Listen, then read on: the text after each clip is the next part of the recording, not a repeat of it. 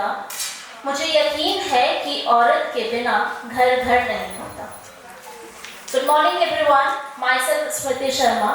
So by profession I am a teacher, but if I talk about my hobbies, so I am a poet and a storyteller.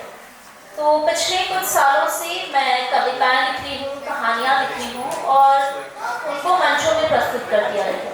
तो basically मेरी कविताएं समाज के मुद्दों पे ज़्यादा आधारित होती है।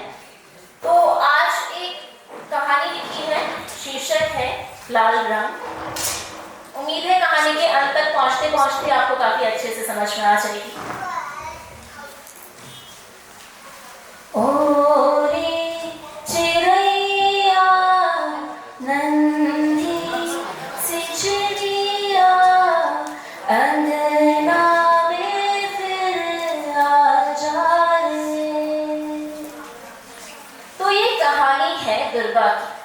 दुर्गा एक 14 साल की लड़की जो बिहार के एक छोटे से गांव में रहती थी।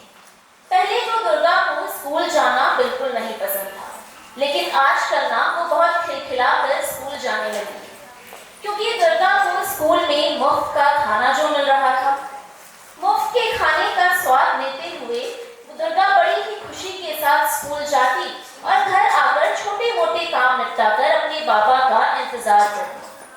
वो दरअसल दुर्गा की माँ ना उसे 10 साल की होने पर ही इस दुनिया को छोड़कर चली गई और तब से ही ना जहाँ दुर्गा को अपने बाबा के साथ हर छोटी सी छोटी चीज बताने में थोड़ी हिचक होती थी, वहीं बाबा अपनी तरफ से पूरी कोशिश करते थे कि दुर्गा को अपनी माँ की कमी बिल्कुल ना करे।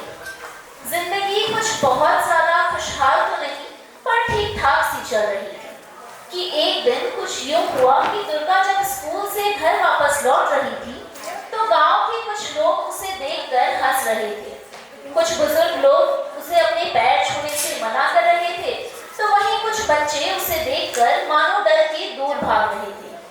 दुर्गा को कुछ समझ नहीं आ रहा था और ना ही कोई उसे कुछ बता रहा था। हजारों सवाल दिल पर, आंखों में नमी और घबराहट से चेहरे पर आई शिकंज लिए दुर्गा चुपचाप अपने घर चली गई। घर पहुंचते ही ड्रेस चेंज करते हुए दुर्गा ने देखा कि उसकी स्कर्ट ना पूरी तरीके से लाल हो चुकी है।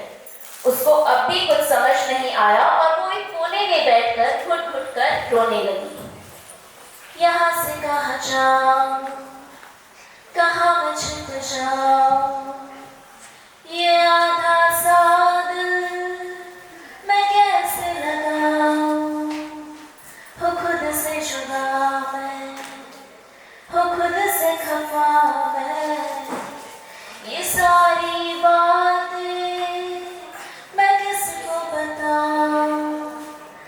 दुर्गा के पिता अपनी हैसियत के हिसाब से उसकी ख्वाहिशें तो पूरी कर पा रहे थे, लेकिन एक माँ का किरदार पूरा करने में कहीं ना कहीं फिर चूक गए।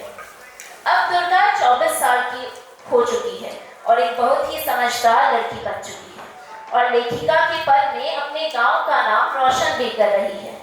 अपने फर्स्ट पीरियड्स आने पर दुर्गा जिन तकलीफों को पार करके निकली है ना, उसको वो एक कविता के रूप में उतार रही है।